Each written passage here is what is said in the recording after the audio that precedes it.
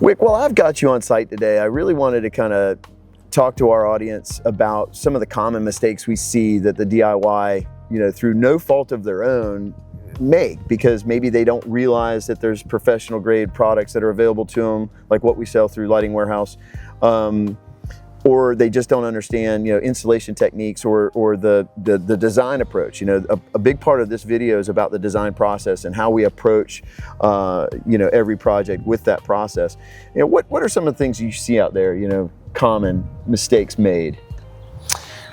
Common mistakes are using a wire gauge that's not adequate for the load that you're going to have on your transformer. I would stick to 12-2. That's the easiest, simplest thing to do. Direct burial, 12-2 wire. Yep, direct burial. Another thing is the placement of the lights. Obviously, we're looking to put these in the bed next to a tree. I haven't gone by jobs where they're in the middle of the yard. That's not where you want to put it. Yeah. It's going to get hit and knocked over by the mower. A lawnmower will eat that thing for lunch. Buying a professional grade fixture is another one. We always suggest homeowners, even though it's a DIY, no matter what they think about the lights they see at the retail, buy a better one. Yeah. Buy a fixture that's designed for landscape lighting and designed to last with a good warranty. Overlighting.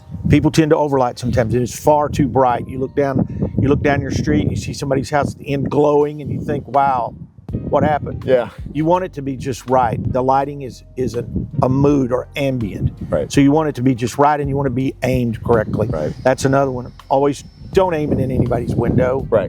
Yours included. Right. Those are some of the common mistakes we see.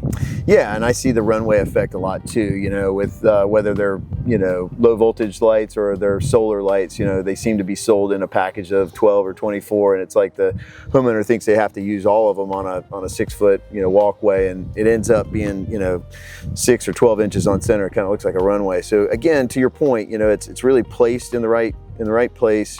A professional product puts out a good amount of light to where you want these pools of light and darkness. That's part of what you want and you want to create with this. So yeah, I see that a lot. I see the too small a wire gauge run or running too far away from a transformer with improper wire.